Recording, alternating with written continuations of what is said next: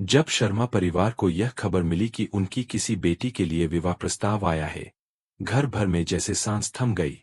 प्रस्ताव साधारण नहीं था। चिट्ठी पर अर्जुन सिंह के हस्ताक्षर थे।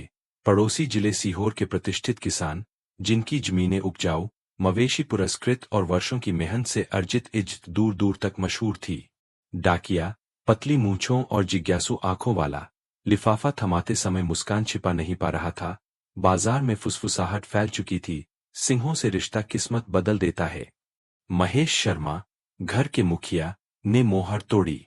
बगल में कविता, पत्नी, की आंखों में सोचा समझा चमक था। बड़ी बेटियां रितिका, 26, और नैना, 24, साड़ी संभाल कर सीधे बैठीं। तमीज, ठहराव, वही सीखा हुआ सौंदर्य जो हर शादी ब्याह में उनकी शान बढ़ाता था। शर्मा परिवार का अभिमान। महेश ने पहले कुछ पंक्तियां चुपचाप पढ़ी, फिर होठों पर मुस्कुराहट रेंग आई। हमारी किसी बेटी का हाथ मांगा गया है, उसने घोषणा की। कविता ने लिफाफा नरमी से छीना और ऊंची आवाज में पढ़ना शुरू किया। जैसे जैसे शब्द आगे बढ़े, चेहरे की खुशी फैलती गई। मगर जब दूल्हा जिस लड़की का नाम लिखता है, वहां पहुंची, कमरे पर सन्नाटा छा गया। मीरा, उसने अविश्वास से दोहराया, मीरा को मांगा है। पहली कर्कश हंसी रितिका के मुंह से निकली, कटाक्ष से भरी। नैना भी तुरंत हंस पड़ी। कुछ ही सेकंड में कमरा ऐसी हंसी से भर गया जिसमें रत्ती भर खुशी नहीं थी। वह ठंडी हंसी थी जो अपने आप को ऊंचा समझने से निकलती है। सीहोर का सबसे इज्जतदार आदमी मीरा को। रितिका बोली, जरूर भूल चूक हुई है, या उसे दिखाई नहीं देता। नैना ने आईने में चेहरा नापते हुए कहा, शायद उसने उसका तरीका नहीं देखा। कविता ने चिट्ठी सावधानी से मोड़ी और एक अजीब सी विजी धुन में बोली, परफेक्ट, बिल्कुल परफेक्ट। मीरा, शर्मा परिवार की तीसरी बेटी, वहां नहीं थी। हमेशा की तरह वह पिछवाड़े दादाजी की सेवा में लगी थी। तुलसी वाली चाय, सिरहाने की सिकाई, अखबार जोर से पढ़ना ताकि उन्हें समय का बोझ कम लगे। मीरा में वे तमीजें नहीं थीं जिन्हें माँ बड़ी बेटियों में दिखाना पसंद करती थी। उसमें काम करने वाली हाथों की मजबूती थी, तेज चाल थी, और आंखें थे जो दुनिया को ईमानदारी से देखती थीं, बेचैन करने वाली ईमानदारी से। ड्राइंग रूम से उठती हंसी उसने भी सुनी। उसके लिए तंज नया नहीं था। बचपन से वही ठप्पा, अलग, समस्या, ज्यादा बोलने वाली, लेकिन आज की हंसी में एक खास छड़ था, योजनाबद्ध। मीरा पहचान गई, आज कुछ प्लान बन रहा है। मीरा की सच्चाई घर के शीशों में कभी समा नहीं पाई। 23 की उम्र में उसने राशन की दुकान वाले को पकड़वाया था। तौल में हेराफेरी, तहसील के बाबू से सांठगांठ, रसीदें इकट्ठी की, रिकॉर्डिंग लेकर पंचायत पहुंची। दुकान पर ताला, जुर्माना और दोस्तों की नाराजगी। महेश ने कभी माफ नहीं किया। जहां नहीं घुसना चाहिए, वहीं घुसी। अगले साल उसने सड़क ठेकेदार की चोरी पकड़वाई, माल कम, बिल ज्यादा। अखबार में सुर्खियां, जांच, और फिर घरवालों के मौकों पर ताला। कविता का एक ही राग, अच्छे घर की लड़की पुलिस वकील के बीच नहीं घूमती। जहां शर्मा लोग सुविधा और कानून की धुंध में फलते फूलते थे, वहां मीरा की अंतरात्मा एक ऐसी पहेली थी जो उन्हें हर दिन खलती। पर परिवार भूलता रहा, या भूलना चाहता था। 5 साल पहले की बात। संजय चौक की हाट में मुर्गियों की दुकान वाला ठिगना दुकानदार एक दुबले बूढ़े पर चिल्ला रहा था, चोर। बूढ़ा हाथ जोड़कर कह रहा था कि वह बस मुर्गी की हालत देखकर दाम पूछ रहा था। दुकानदार, जो गरीबों पर रोब जमाने में उस्ताद था, तमाशा चाहता था। 18 साल की मीरा भीड़ चीर कर आगे बढ़ी, साफ आवाज में पूरी घटना समझाई और वहीं मुर्गी के पैसे देकर उसे बूढ़े को थमा दिया। घर ले जाइए, दादाजी। आज कोई आपको भूख के लिए अपमानित नहीं करेगा। एक गन्ने से लदे ट्रक की आड़ में अर्जुन सिंह यह सब देख रहा था। उसी दिन उसने मीरा को पहली बार देखा, और उसकी शांत बहादुरी उसके मन में धूल की तरह जम गई। आज, वर्षों बाद, शर्मा परिवार की मुट्ठी में जो चिट्ठी थी, वह उसी दिन की सीधी लकीर थी। अर्जुन ने नाम लेकर मीरा को मांगा था। ड्राइंग रूम में योजना बन गई, शादी की नहीं, जाल की। आज ही जवाब भेजेंगे, महेश ने कहा।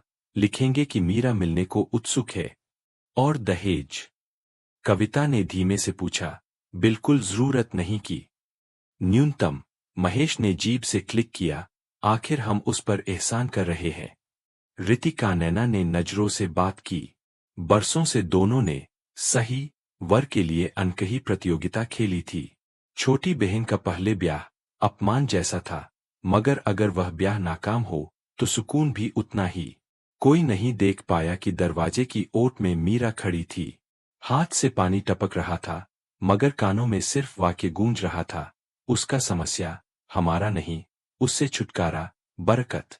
उसने आंखें बंद की, माथा ठंडी लकड़ी से टिका दिया। 23 साल से वह खुद को घेरों में फिट करने की कोशिश करती रही। चुप रहने के आदेश, अच्छे तौर तरीके, नकली मुस्कानें। हर बार सच बोलने पर अपने ही घर से और दूर जाती रही। अब उन्हें परफेक्ट हल मिल गया था। उसे भेज दो। आंसू आए, मगर दुख के नहीं, मुक्ति के।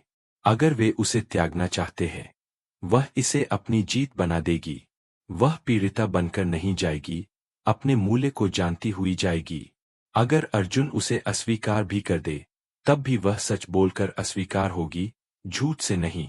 रात का भोजन कोरियोग्राफ मौन में हुआ। महेश ने मिठास रचते हुए कहा, मीरा, बड़ी खुशखबरी। अर्जुन सिंह ने तुम्हारा हाथ मांगा है और आपने स्वीकार किया। मीरा ने सहेज स्वर में पूछा। स्वाभाविक है, कविता बोली।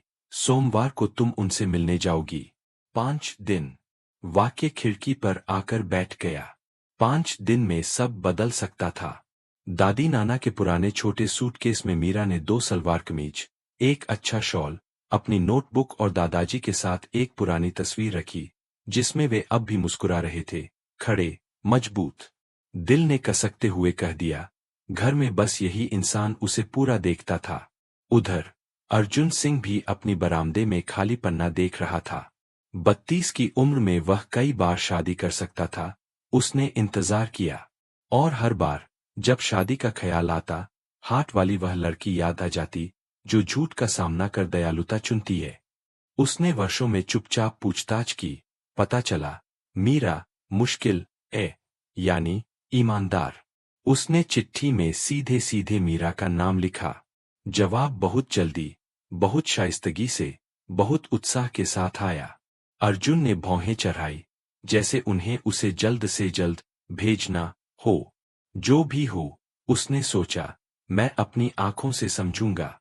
सोमवार धुंधले आसमान के साथ आया। मीरा आरती से पहले जागी, नीले सलवार कमीज में बाल सादगी से बांधे और दादाजी के पास गई। उन्होंने कांपते हाथों से उसका हाथ थामा। तू खुश रहेगी, बेटी। 8 बजे घोड़ागाड़ी आ गई। दहलीज पर परिवार खड़ा हुआ, कठोर मुस्काने, औपचारिक आशीर्वाद। मीरा बिना मुड़े बैठ गई। कच्ची सड़क किसी अनजाने भविष्य की सिलाई लगाती चली, और पहली बार वह डरी नहीं। झूठ से स्वीकार होने की बजाय सच से अस्वीकार होना बेहतर है। लंबी एंट्रेंस के बाद सिंह फार्म दिखी, बिना दिखावे के व्यवस्थित, काम और देखभाल की खुशबू। बरामदे की सीढ़ियों पर चौड़े कंधों, धूप से तपी त्वचा और चौकन्नी आंखों वाला एक आदमी खड़ा था, जैसे किसी पहचाने को देख रहा हो। अर्जुन सियैया उतरा। स्वागत है, मिस मीरा। मीरा ने सिर झुकाया। धन्यवाद, श्री सिंह। दुनिया, जो मीरा को हमेशा तंग लगती थी, उस पल एक हथेली और फैल गई। और शर्मा परिवार अभी भी समझ रहा था कि उन्होंने कोई मजाक कर लिया है। बरामदे में पुरानी लकड़ी, सरसों के तेल और ताजा उबले चाय की मिली-जुली खुशबू थी। मीरा ने वे छोटे छोटे संकेत देखे जिन्हें कोई शादी ब्याह के हॉल में नहीं देखता। हवा में झूलते धुले कपड़े, तुलसी गेंदे के गमले सलीके से सजे, सीढ़ी पर मिट्टी के निशान, लापरवाही नहीं, काम के। इससे अर्जुन के बारे में ज्यादा पता चलता था, किसी भी परिचय से कहीं ज्यादा। वह उसे ड्राइंग रूम में ले गया। ठाट-बाट नहीं, व्यवस्था थी। शेल्फ पर सिंचाई, सहकारी संस्थाएं और भूमि अधिकार की किताबें, जिले का नक्शा पेंसिल से चिह्नित, और एक फ्रेम, अर्जुन के दिवंगत पिता, हाथ में आम का पौधा लिए हुए। चाय लेंगे? अर्जुन ने पूछा। जी, लूंगी। वह खुद चाय लेकर आया। मीरा ने नोट किया। बड़े, मजबूत हाथ, जो कागज पर दस्तखत भी करते हैं, और जरूरत पड़े तो फावड़ा भी उठाते हैं। वह सीधे बैठ गई, सांस संभालते हुए। दिल रोमांच से नहीं, सच से धड़क रहा था। यही तय होना था, वह चुप रहकर जिएगी या पूरी रहकर। श्री सिंह, उसने शुरुआत की, किसी भी फैसले से पहले मुझे साफ साफ कहना है।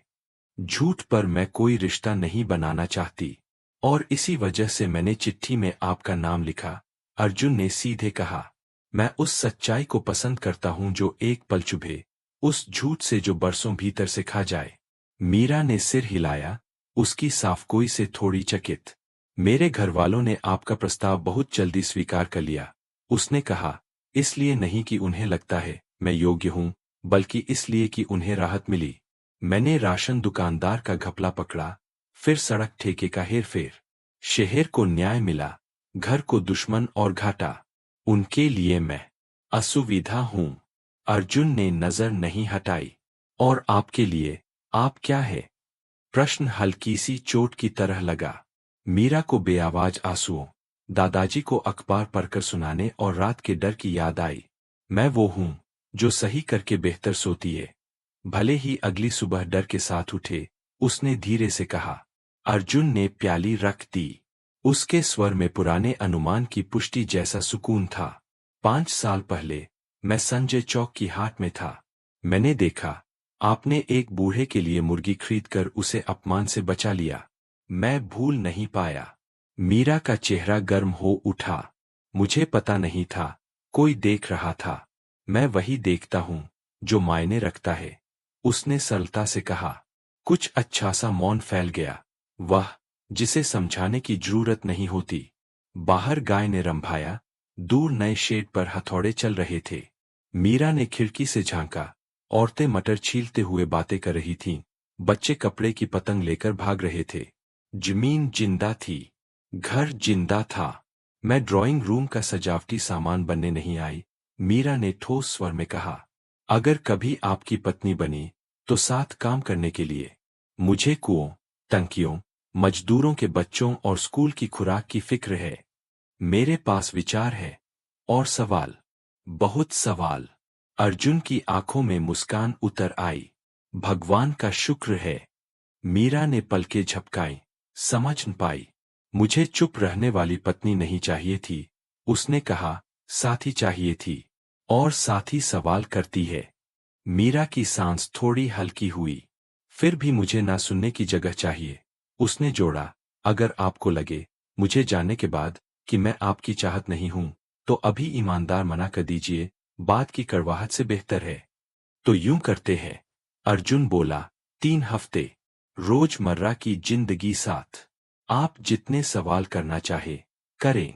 पंचायत की बैठकों में चलिए, खेत खलिहान, पशुशाला, खाता भी, सब देखिए।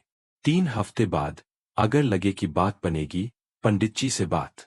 नहीं लगे, तो आपकी सुरक्षा और स्वायत्तता की जिम्मेदारी मेरी, आप अपना रास्ता चुने। मीरा को इतनी साफ पेशकश की उम्मीद नहीं थी। सीने की गांठ ढीली पड़ी। 3 हफ्ते, उसने दोहराया, तय रहा। अर्जुन उठ खड़ा हुआ। पहले खेत पर फैसला कीजिए, फिर हम पर। मुझे आपकी खुली नजर चाहिए। आज दोपहर कुओं पर चलेंगे, कल परिवारों से मिलेंगे, परसों स्कूल। बरामदे पर ही एक पीली दुपट्टे वाली लड़की इंतजार कर रही थी। ये सुनीता है, सामुदायिक स्कूल संभालती है। अर्जुन ने परिचय कराया। नमस्ते, सुनीता ने खुले दिल से मुस्कुराकर कहा। लड़कियां पूछ रही थीं, हिंदी की नई किताबें कब आएंगी? लड़कों को क्रिकेट की गेंदें चाहिए। मैं कहती हूं, किताबें भी मांगो, तो वे हंस देती है। मीरा भी हंस पड़ी। ऐसा हंसना उसे याद नहीं था। सुनीता ने बेझिझक बात बढ़ाई। कहाँ से आई? कक्षा का टाइम, आंगन में धूप की दिक्कत, पेड़ और छाया, नीम लगाइए। मीरा ने सहज कहा। छत पर बांस की जाली की परत, गर्मी में काम देगी। नीम और बांस, सुनीता ने जैसे नुस्खा याद किया। हो गया, मेरी एक पूरी कक्षा आपकी। अर्जुन साइड से देख रहा था, हस्तक्षेप किए बिना। मीरा ने मन में नोट किया, यहाँ सुझाव हल्के हाथ से दिए जाते हैं, हुक्म नहीं। आंगन से ट्रैक्टर गुजरा, मजदूर भैंसे हाँकते गए। कुएं के पास बड़ी देगे मांझती औरतों की कतार लगी थी। पगड़ी वाले एक आदमी ने झुककर अर्जुन को नमस्ते किया। नमस्ते, मालिक। उत्तर वाले कुएं का पानी एक बालिश्त नीचे चला गया। लगता है सूखी धार में रिस रहा है। चलो देखते हैं, अर्जुन बोला। मीरा, चले। हाँ। वे पगडंडी से उत्तर कुएं तक गए। दीवार में दरारें थीं, ईंट की मुंडेर ढीली, रस्सी घिसी, गारा रंग का नहीं और कंक्रीट की रिंग चाहिए। मीरा घुटनों के बल बैठकर बोली, तेज बारिश में फिसलेगा। और शेड की छत से वाटर हार्वेस्टिंग, टीन की नालियां, यहाँ 4 टंकियां सीरीज में, जब जलस्तर नीचे जाए, किसी के पास शून्य न रहे। अर्जुन ने शेड, आसमान, फिर मीरा को देखा। ड्रॉ कर सकती है? हाँ। तो ड्रॉ कीजिए। और खर्च बताइए। मुनासिब हुआ तो मानसून से पहले शुरू। अर्जुन का हम असल में निमंत्रण था। मीरा ने इसे ढलान पर आगे बढ़ा हुआ हाथ समझा। वापसी में बौने केले की क्यारी से गुजरे। चरवाहे की पत्नी स्टील के गिलास में लस्सी ले आई। मीरा ने कृतज्ञता से लिया। धीरे धीरे पीते हुए सुनीता के बताए नाम याद रखने की कोशिश करती रही। यहाँ समय था सुनने का, सोचने का, काम करने का। और पहली बार कोई उसकी बात जवाब देने के लिए नहीं, लागू करने के लिए सुन रहा था। शाम को जब ताबे का सूरज पेड़ों पर टिक गया, अर्जुन उसे पीपल के नीचे बने छोटे मंदिर तक ले गया। पीतल की घंटी नीची झूल रही थी, गेंदे के फूल सजे थे। मीरा ने हथेली जोड़ी, न दौलत मांगी, न शादी, बस हिम्मत, अपने जैसी बने रहने की, और बुद्धि, कब बोलना है, कब चुप रहना। वापसी पर अर्जुन बरामदे में रुका। यहाँ एक नियम है, उसने कहा, सच बोलने पर कोई अपमानित नहीं होता। असहमति पर नौकरी नहीं जाती। मैं कभी कभी गलती करता हूँ, मुझे किसी की जरूरत है जो बताए कब। मीरा ने इस वादे में दरारें ढूंढी। और जब सच किसी मुनाफे से टकराए, तब मुनाफा छोड़ते हैं, आत्मा नहीं, उसने बिना रुके कहा। मीरा का दिल एक कदम आगे आया। सुबह टंकियों के स्केच बनाना शुरू करूंगी, मीरा बोली। फिर सुनीता के साथ स्कूल। दोपहर में खाते देखना चाहती हूँ। मुझे गिनतियां पसंद हैं। खाते आपके, अर्जुन ने कहा, एक शर्त पर, गलती मिले तो पहले मुझसे कहिए, मैं सुधार दूंगा। अगर न सुधारू तो पंचायत में जाइए। तय। मीरा ने सिर हिलाया। यह वह समझौता था जो उसने जन्मभर चाहा और अपने ही खून से कभी न मिला। उसी वक्त शर्मा निवास में रात का खाना जल्दी लगा। रितिका नैना कपड़े, जेवर और खोखली तुलनाओं में उलझी। महेश संतुष्ट था। ईश्वर टेढ़ी रेखाओं पर भी सीधी लिखाई करता है। कविता पड़ोसिनों को क्या सुनाएगी, यह मन में गह रही थी। मीरा को ठिकाना मिल गया, किसी को अंदाजा नहीं। उसे भेज देना, उन दरवाजों तक पहुंच रहा था जहां उसे उसी कारणों से कबूल किया जाएगा जिन्हें वे मिटाना चाहते थे। रात घास धुएं की मिली खुशबू के साथ उतरी। अगले 3 हफ्तों के लिए मीरा के कमरे में साफ बिस्तर, एक मेज, दिया, मोटा कागज, नुकीला पेंसिल रखा था। मेज पर फल का कटोरा और एक छोटा सा पुर्जा था, आपके प्रोजेक्ट्स के लिए। मीरा बैठी और पहली टंकी का आयत खींचा। व्यास, ढाल, गिरावट, ईंट बनाम रिंग की लागत, स्थानीय मजदूरी। रेखा मजबूत थी, जैसे बरसों से उसके हाथ इसी रेखा की तैयारी कर रहे हों। पहला स्केच पूरा कर उसने हथेलियों में माथा टिकाया और गहरी सांस ली। 3 हफ्ते, उसने फुसफुसाया, यह तय करने के, यह जगह मेरा रास्ता है या ठहराव। बाहर गोजरों की घंटियां बजीं। दूर किसी ने हंस कर पुकारा। फार्म किसी बड़े शांत जीव की तरह सो गया। मीरा ने दिया एक पल बुझा दिया, अंधेरे को अपने चारों ओर महसूस किया, फिर से रोशनी जलाई। अभी एक और चित्र बनना था, उस भविष्य का, जो पहली बार उसके नक्शे में उसका भी लग रहा था। अगली सुबह मीरा मुर्गे से पहले उठी। मटकी के ठंडे पानी से मुंह धोया, बाल बांधे और खिड़की खोली। दुनिया अभी नीली थी। आंगन से वही धुन आती रही, बाल्टिया, कदम, बछड़े की एक छोटी सी रंभाहट, बर्तनों की खनक, छिटके हुए हंसी के टुकड़े। उसने मेज पर बैठकर टंकियों के स्केच साफ सुथरे बनाए। साधारण टीन की नालियां, ईंट की निरीक्षण कोठी, कंक्रीट की रिंग्स और आपस में जुड़ी व्यवस्था, ताकि रिसाव कम हो। किनारे पर लिख दिया, 3 परिवारों को रखरखाव सिखाए, मासिक रोस्टर। अर्जुन के पास कापी ले गई। उसने बिना औपचारिकता के पहला पन्ना खोला, उंगली से रेखाएं पढ़ता गया। कभी चेहरा खिलता, कभी भौं सिकुड़ती। अंत में उसने कापी सहेज कर बंद की। आज ही अनुमान लगाते हैं, उसने कहा, और नेतृत्व आप करें। मैं। मीरा चौंकी। जो रास्ता बनाता है वही रास्ता दिखाता है। दरवाजे में खोलूंगा, हाथ आप चलाएंगी। वे उत्तर की बस्तियों में गए। मीरा ने नाम, पानी की आदतें, स्कूल के टाइम सब दर्ज किए। एक घर में 9 साल की लड़की हफ्ते में 2 दिन स्कूल छोड़ती थी, दूर के कुएं से पानी ढोने के लिए। मीरा ने माता पिता से कहा, दोपहर को स्कूल तक चलिए। वह रास्ता, समय और बोझ समझना चाहती है। सुनीता भी साथ चलने को तैयार हो गई। वापसी पर अर्जुन बोला, तुम नक्शा ऐसे बुनती हो जैसे फटा कपड़ा सी रही हो। पानी और समय सबसे महंगी सिलाइयाँ है। मीरा ने कहा, बाल्टी में 2 घंटे, कापी में 2 घंटे कम। दोपहर में 2 ट्रक सीमेंट लेकर पहुंचे। मुनीम ने पर्ची देखी, एंट्री करने ही वाला था कि मीरा की नजर थमी। बोरे पर छपा वजन उस मानक से कम था जो बजट में लिखा था। उसने एक बोरा खींचा, सील साफ की और ध्यान से पढ़ा। फिर जेब से बजट निकाला, मिलाया। इन बोरों में 5 किलो कम है, उसने शांत स्वर में कहा। सप्लायर, सोने की अंगूठी और पुराने किस्म की मुस्कान वाला, जल्दी बोल पड़ा। नहीं नहीं, मैडम, क्वालिटी वही है, पैकिंग बदली है, नेट वेट वही। मीरा ने बोरा घुटने पर संभाल कर तौल मांगी। बोरा तराजू पर रखा, सुई 5 किलो कम पर ठहरी। मुनीम खासा, मजदूर एक दूसरे का मुंह देखने लगे। सप्लायर की मुस्कान खिंच गई। हलचल देखकर अर्जुन आ गया। कोई दिक्कत?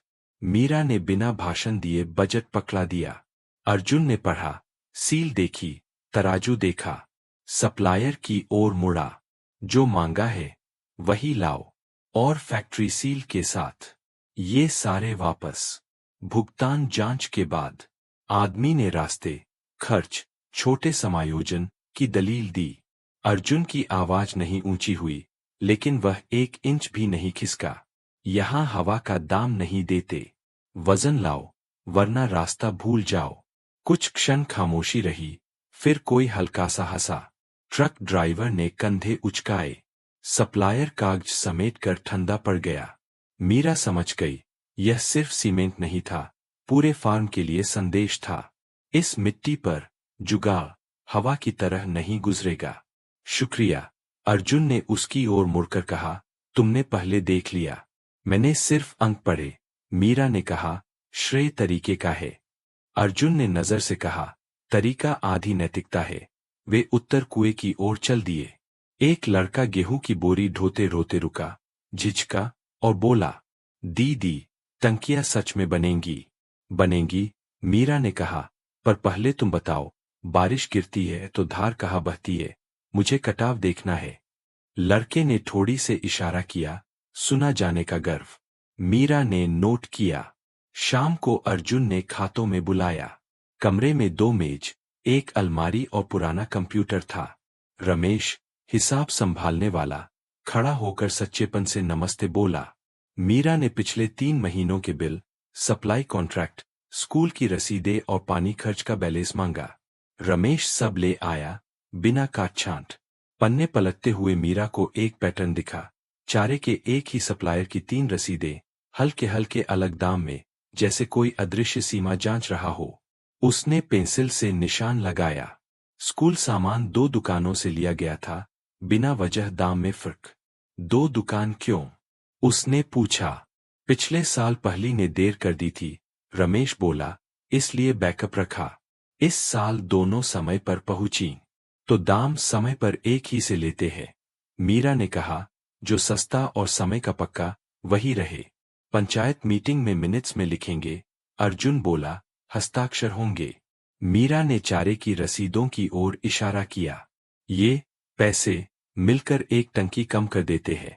उसने कहा, सप्लायर को बुलाकर पूछते हैं। गलती है तो सुधारे, परख है तो हटे। अर्जुन ने सिर हिलाया। जो वह देखती थी, वही कहा जाता, वही किया जाता। बीच में कोई धुंध नहीं थी। रात को सुनीता पुराने कापी किताबें लेकर आई। मीरा ने उन्हें खजाने की तरह खोला।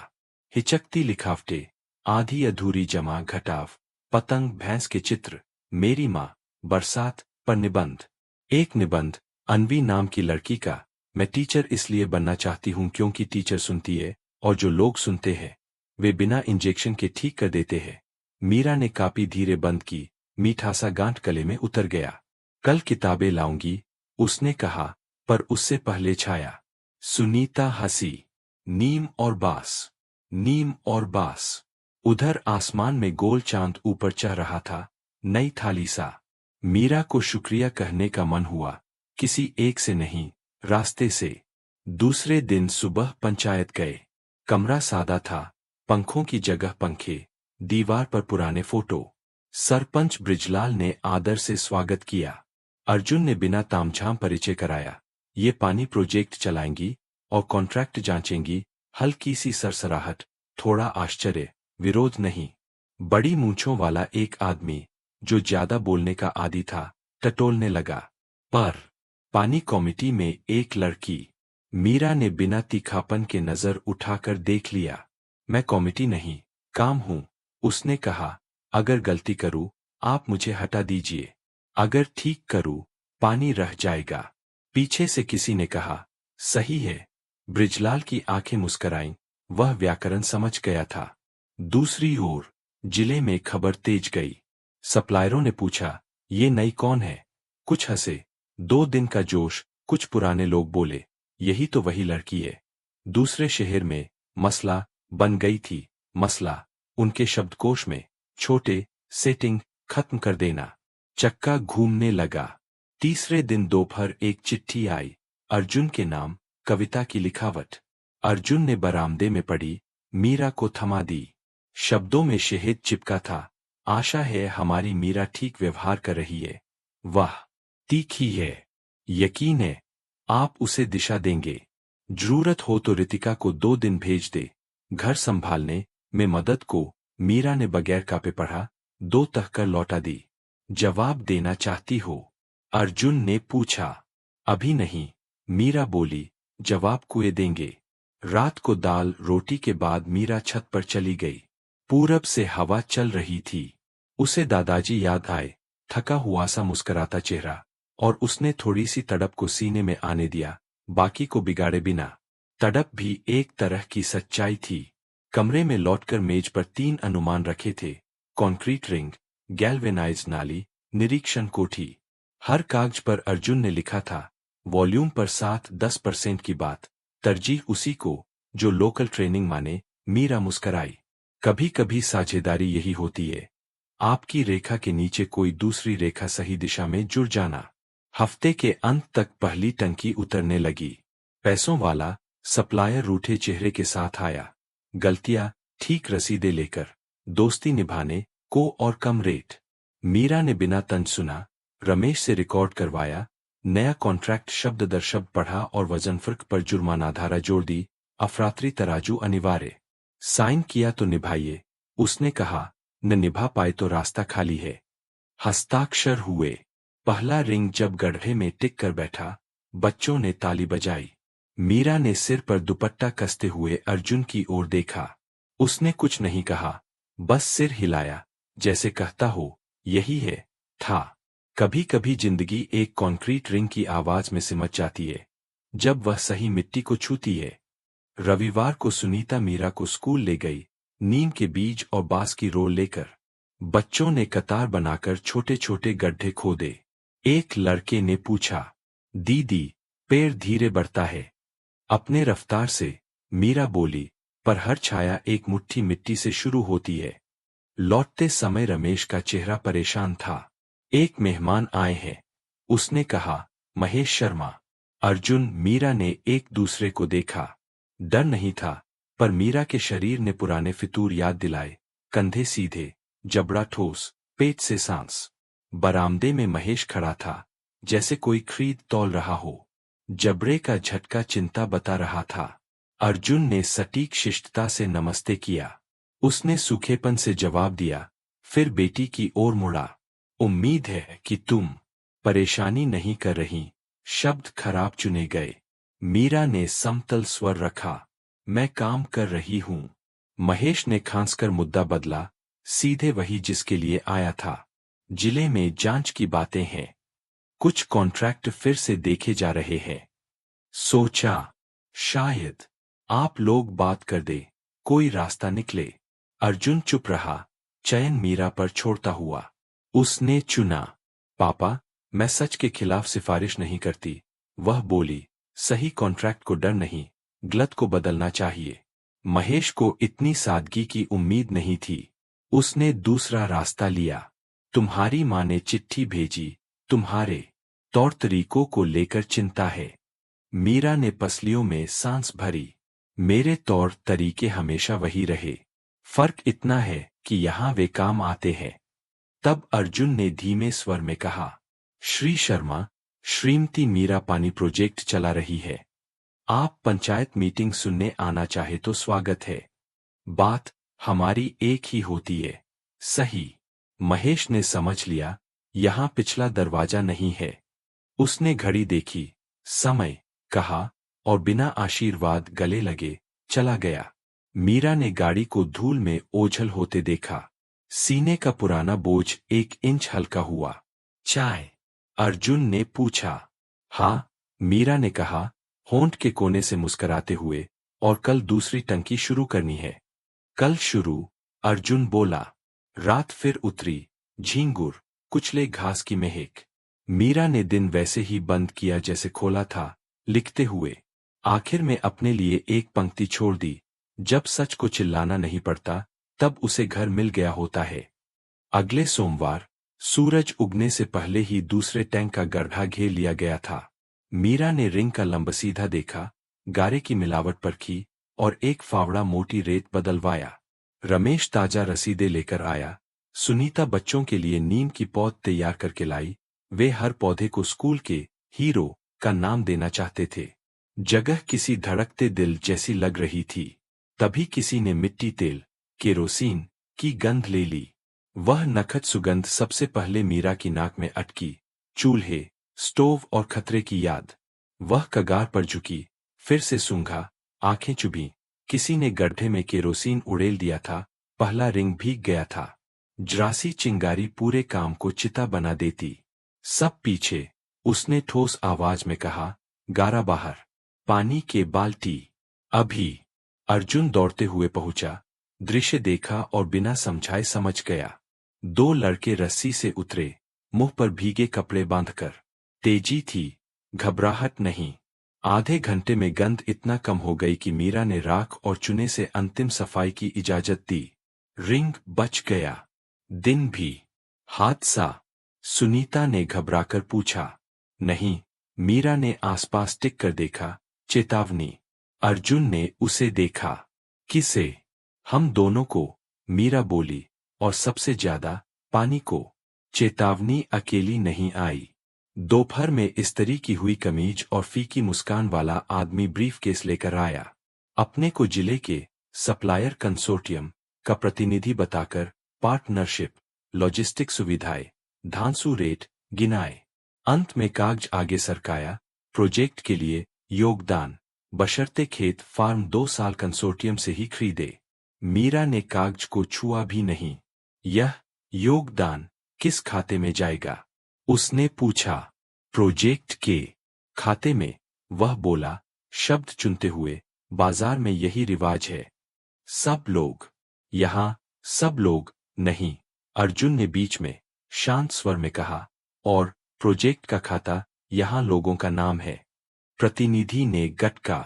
वह लिफाफा वापस जेब में रखने को हुआ, लेकिन पुरानी आदत में मेज पर ही छोड़ने की कोशिश की।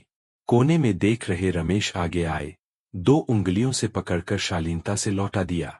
यह आपका रह गया, उसने कहा, भूल न जाइए। आदमी चला गया, यह वादा करते हुए कि किसी की नेक नीयत में बाधा नहीं डालेगा। मीरा समझ गई, खेल का पन्ना पलट गया है। हल्के बोरे से, गड्ढे में धुआं, और अब मदद का पैसा। अगले दिन बादल पहाड़ जैसे जुट गए। गर्मी का स्वर बदल गया। पश्चिम से भारी हवा चली और नए नीम पत्तों ने करवट ली। बारिश मांगी। सरपंच ब्रिजलाल सुबह सुबह सिर्फ बताने आया। आज आंधी आएगी, और हंस दिया, जैसे धरती को भी डर की जरूरत होती है। मीरा ने जनरल की तरह राउंड लिया। शेड की नालियां, बांध, टंकी, मुंह के पेंच, खुले औजारों की समेट, मटीरियल पर तिरपाल की जकड़, सब। सुनीता ने स्कूल जल्दी बंद कर बच्चों को घर भेजा। हर जेब में अखबार में लिपटा एक एक बीज। पहली बूंद मोटी गिरी, धूल चटक गई। फिर तो आसमान बाल्टियों से भर गया। रेनकोट में मीरा अर्जुन उत्तर कुएं पहुंचे। अस्थाई शेल्टर से देखते रहे। शेड की नालियों से पानी पहले टैंक में भरता गया। जब धार दूसरी टंकी में छलकी, मीरा ने सिर से एक छोटा सा हाँ किया। बचपन सा। कागज नदी बन रहा था। यहां सही चला तो 10 गांव चलेंगे, अर्जुन ने बारिश से ऊंची आवाज में कहा। यहां सही चला तो लड़कियां स्कूल वापस जाएंगी, मीरा ने सुधारा। हवा भारी हुई। एक पुरानी क्लई की टाइल उड़ी, चरखी सी आवाज के साथ गिरी। एक डाल अस्तबल के पास टूटी। बिजली दूर फटी और गरज पूरी देह में गूंजी। आधा घंटा दुनिया पानी रही। फिर सन्नाटा। बूंदाबांदी में रमेश दौड़ता आया, हड्डियों तक भीगा। तीसरी टंकी भर रही है। उसने हाफते हुए पूरब की ओर इशारा किया। सब साथ गए। छज्जे का पानी नई नालियों से होकर निरीक्षण कोठी में गिरा और घूंट की आवाज के साथ टंकी में उतरा। मीरा ने विजर खोला, आंखों से मुस्कराई। निर्मल। तिनका तक नहीं। पत्थर, रेत, कोयले की परत वाले फिल्टर ने काम किया।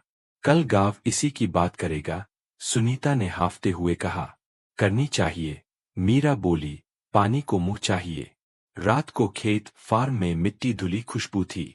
खाने में सादगी, बरामदे में राहत की हंसी।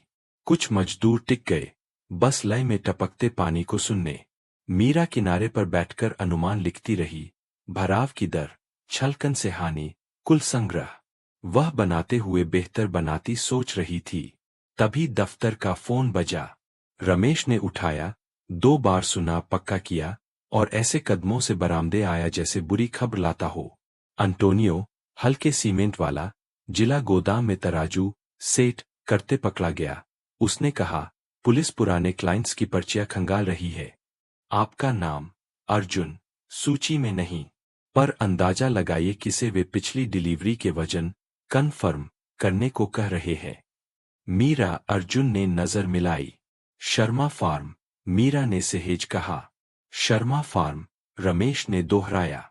अगले दिन वैसा ही हुआ। कविता की दूसरी चिट्ठी आई, इस बार बिना शहीद के। सुना है आप लोग इज्जतदार लोगों के नाम खराब कर रहे हैं। याद रखो, मीरा, तुम कहाँ से आई हो? उसी थाली में मत। अर्जुन ने पढ़ा और लौटा दिया। मीरा ने जवाब नहीं लिखा। वह पंचायत गई ब्रिजलाल के साथ, और वजन जांच की पूरी प्रक्रिया मिनट्स में दर्ज कर दी, तारीख गवाह समेत। अब कोई इसे थूक कहेगा तो दस्तख्तों से बात करनी होगी। दोपहर में एक सुखद आश्चर्य। दादाजी।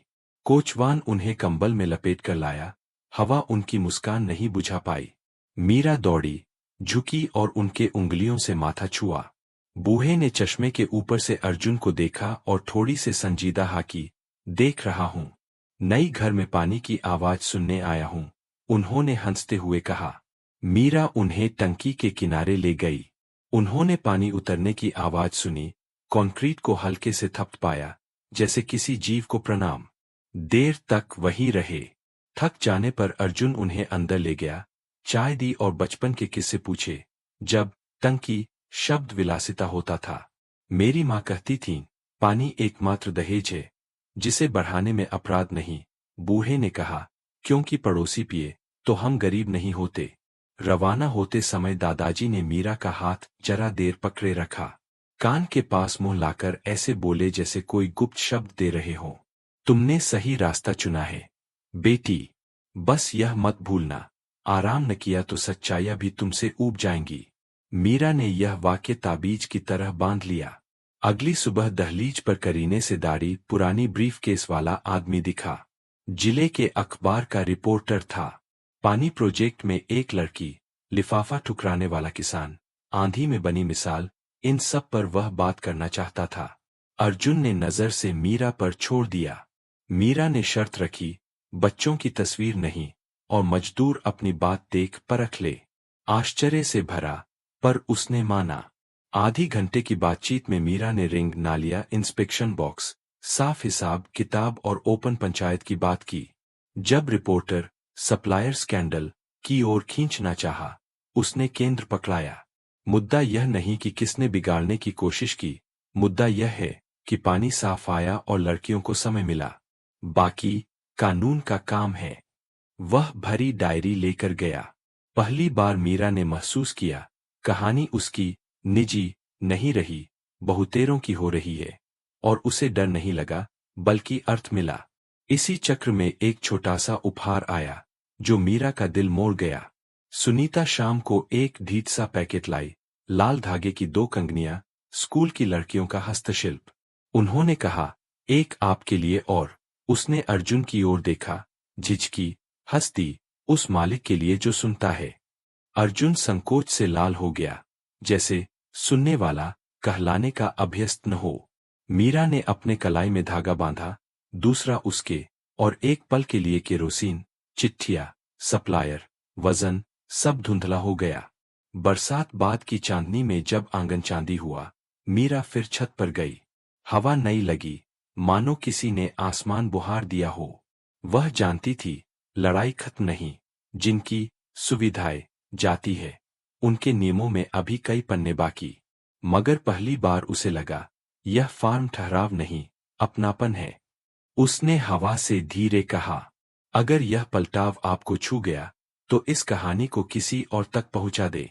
कई बार पानी ऐसे ही दूर तक जाता है। अगली सुबह सूरज से पहले मीरा फिर कापी पर बैठी। एक नई गणना करनी थी। औसतन हर घर कितनी बाल्टियां कम ढोएगा। उसे घंटों में बदला, कितनी कापियां खुलेंगी। उसे निबंधों में, जैसे अन्वी का। मीरा सफलता यूं नापती थी, लौटाए गए समय में। पहले मुर्गे से ठीक पहले, अर्जुन 2 भाप उठाती चाय लेकर दरवाजे पर आया। पंचायत ने कहा है, कल शाम मंदिर में सिस्टम समझा देना, 3 गांव के लोग आएंगे। उसने कहा, समझा दूंगी। मीरा बोली, बड़ा स्केच ले जाऊंगी। और आराम। अर्जुन ने उसकी आंखों के नीचे इशारा किया। मीरा ने हाँ कहा, जानते हुए कि आराम शायद शीत के बाद ही होगा। हर सच नहीं थकाता, कुछ हमें जगाते हैं। राजीव के खेत पर दिन ऐसे बीत रहे थे जैसे किस्मत खुद एक किताब लिख रही हो। मीरा, जिसने अब तक अपने जीवन में सिर्फ तिरस्कार और अपमान देखा था, धीरे धीरे एक ऐसी जगह पा रही थी जहां उसे पहली बार सचमुच कद्र मिल रही थी। राजीव उसे किसी अजनबी की तरह या बोझ की तरह नहीं, बल्कि ऐसे इंसान की तरह देखता था जिसका दिल सुना जाना चाहिए। वह हर बात में उसकी राय पूछता, खेत के अपने सपनों को साझा करता और अपनी जिंदगी की छोटी छोटी बातें भी बताता जिन पर उसने पहले कभी किसी पर भरोसा नहीं किया था। लेकिन रात होते ही, जब मीरा सोने जाती, अतीत की कड़वी यादें उसे जकड़ लेती। परिवार की हंसी, उनकी बेरहम नजरें, और वह एहसास कि उसे एक फालतू बोझ की तरह बाहर फेंक दिया गया था। यह सब एक ऐसे जख्म की तरह था जो भर ही नहीं रहा था। एक शाम, राजीव मीरा को एक पुराने खलिहान में ले गया। यह जगह अब टूट चुकी थी, लेकिन राजीव का सपना था कि यहाँ मजदूरों के बच्चों के लिए एक स्कूल बने। वह अपने योजनाओं को समझा रहा था और मीरा चुपचाप सुन रही थी। उसकी आंखें भर आईं। राजीव, उसने कांपती आवाज में कहा, तुम्हें नहीं पता यह मेरे लिए कितना मायने रखता है। मैंने बच्चों को भूख और गरीबी के कारण पढ़ाई छोड़ते देखा है। अगर यह सपना पूरा हुआ, तो उनकी पूरी जिंदगी बदल जाएगी। राजीव ने नरम निगाहों से उसे देखा। मीरा, मैं सिर्फ जमीन पर बीज नहीं बोना चाहता, मैं इंसानों के दिलों में भी बीज बोना चाहता हूँ। पर इसके लिए मुझे अपने साथ किसी ऐसे की जरूरत है, जो इस सपने को मेरा ही नहीं, अपना भी मान ले। मीरा ने झिझकते हुए निगाहें नीची कर लीं। और अगर मैं काफी नहीं निकली तो? उसने धीरे से पूछा। राजीव ने उसके हाथ पकड़कर कहा, तुम पहले से ही काफी हो, हमेशा से थीं। बस किसी ने तुम्हें यह बताया ही नहीं। यह शब्द मीरा की आत्मा में उतर गए। शायद पहली बार उसने महसूस किया कि उसकी पीड़ा उसकी सबसे बड़ी ताकत भी बन सकती है। लेकिन गांव में चर्चा और मजाक का तूफान उठ रहा था। कुछ लोग कहते कि राजीव को धोखा मिला है, कुछ उसकी सादगी पर हंसते, और उसका अपना परिवार भीतर ही भीतर खुश था कि उन्होंने बोझ उतार दिया। उन्हें क्या पता था कि मीरा का साहस और राजीव की नीयत उस अनचाहे रिश्ते को एक ऐसी मिसाल बना देंगे जो पूरे इलाके को बदल देगी। उस रात जब चांदनी खेतों पर फैल रही थी, मीरा ने मन ही मन प्रण लिया, अब चाहे कितने भी लोग उसका मजाक उड़ाए, वह अपनी पीड़ा को साहस की गवाही बना देगी। कहानी अभी खत्म नहीं हुई थी। असल में यह तो बस शुरुआत थी। मीरा और राजीव के बारे में चर्चाएं इतनी बढ़ गईं कि आखिरकार उसके अपने परिवार तक भी पहुंच गईं। वे छुपकर हंसते थे, सोचते थे कि राजीव जल्द ही अपने फैसले पर पछताएगा। लेकिन हकीकत बिल्कुल अलग थी। जितना समय बीत रहा था, उतना ही साफ हो रहा था कि राजीव और मीरा का रिश्ता सच्चाई और इज्जत पर बना था। मीरा सिर्फ घर के कामों तक सीमित नहीं रही। वह मजदूरों की बातें सुनती, गांव की औरतों की मदद करती, बच्चों को अपना समझकर देखभाल करती। धीरे धीरे सब उसे दीदी कहकर बुलाने लगे। जिसे कभी बेकार समझकर ठुकरा दिया गया था, वही अब सबकी उम्मीद बन चुकी थी। राजीव उसे देखते और गर्व से भर जाते। उन्हें पता था कि असली दौलत खेतों की फसल या मवेशियों में नहीं, बल्कि उस औरत की ताकत में है जो उनके साथ खड़ी थी। फिर एक दिन सब कुछ बदल गया। मीरा का पिता खुद खेत पर आया। उसका चेहरा टूटे हुए आदमी का था। कारोबार बर्बाद हो चुके थे और अब वह मदद मांगने आया था उसी बेटी से जिसे कभी अपमानित करके बाहर फेंक दिया था। मीरा, हमें तुम्हारी जरूरत है, उसने धीमी आवाज में कहा। मीरा ने कुछ पल चुपचाप उसे देखा। उसे सब याद आया, कठोर शब्द, अपमान, वो रातें जब वह अकेले आंसू बहाती थी। लेकिन उसे यह भी याद आया कि वह अब कौन थी। पिताजी, उसने शांति से कहा, जब आपने मुझे यहाँ भेजा तो सोचा था कि बोझ उतार रहे हैं, लेकिन असल में आपने मुझे आजाद कर दिया। आज मुझे किसी को कुछ साबित करने की जरूरत नहीं है। मैंने घर पाया है, इज्जत पाई है और सच्चा प्यार पाया है। पिता की नजरें झुक गईं। उसके पास कहने को कुछ नहीं था। राजीव ने मीरा के कंधे पर हाथ रखा और दृढ़ता से कहा, यहाँ इसे कभी गलती नहीं माना जाएगा। मेरे लिए मीरा वो सबसे बड़ी सच्चाई है जो जिंदगी ने मुझे दी है। मीरा की आंखों से आंसू बह निकले, मगर इस बार वे दर्द के आंसू नहीं थे, ये थे शुक्राने के। पहली बार उसने खुद को पूरा महसूस किया।